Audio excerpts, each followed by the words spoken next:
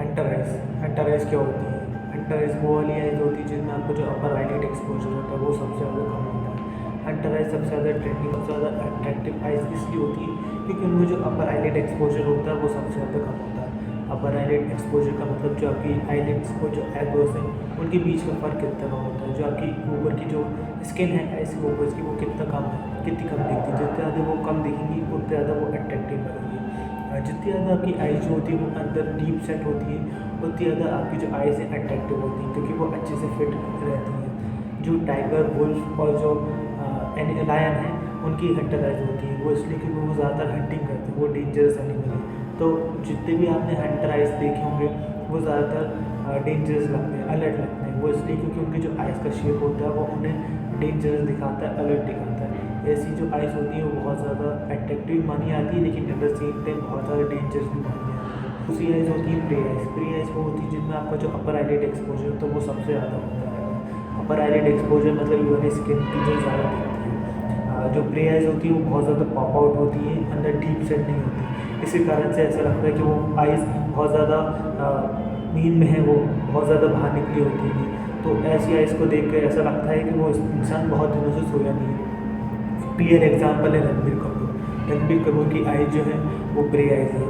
वो पर्सनैलिटी, रणबीर कपूर ने पर्सनैलिटी अच्छी बनाई है कि उनकी आंखों पर ज़्यादा ध्यान नहीं जाता, लेकिन अगर आंखों को देखा जाए तो उनकी आइज़ प्रे आइज़ है जो कि बहुत ज़्यादा अनअट्रैक्टिव लगती है। अंडर आइज़ अगर आपको चाहिए तो अंडर आइज़ पाने के दो ही तरीके हैं, पहला है मीट, दूसरा है सर्जरी।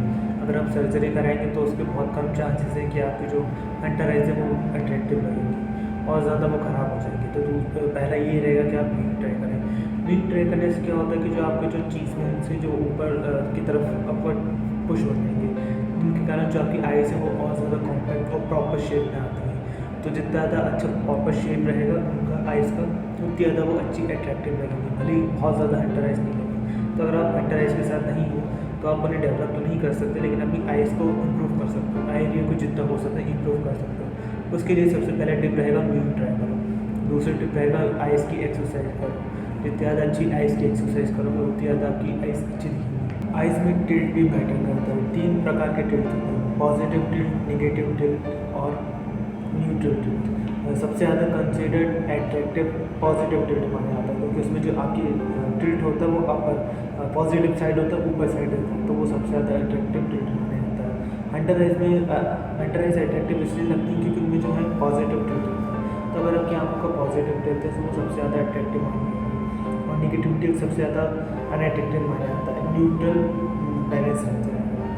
और हंटर आइज़ को अट्रैक्टिव दूसरा पॉइंट ये बनाता है कि हंटर आइज़ बहुत ज़्यादा रेयर आइज़ होती है। हंटर आइज़ बहुत ज़्यादा कम होती है।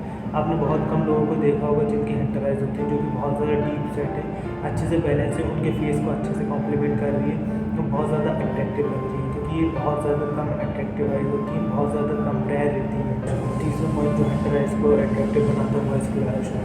स्क्लेरोशो मतलब जो नीचे का आपका वाइट एरिया है वो अगर आपको दिखता है तो वो बहुत अनअट्रैक्टिव माना जाता है। तो अगर आपका नीचे का और हंटर आइज़ होती है उनमें वो जो वाइट स्क्लेरा शो होता है वो बहुत ज़्यादा कम होता है। तो अगर आपकी आइज़ में स्क्लेरा शो बहुत कम है, वाइट स्क्लेरा शो, तो आपकी आइज़ बहुत ज़्यादा अट्रैक्टिव लगेगी।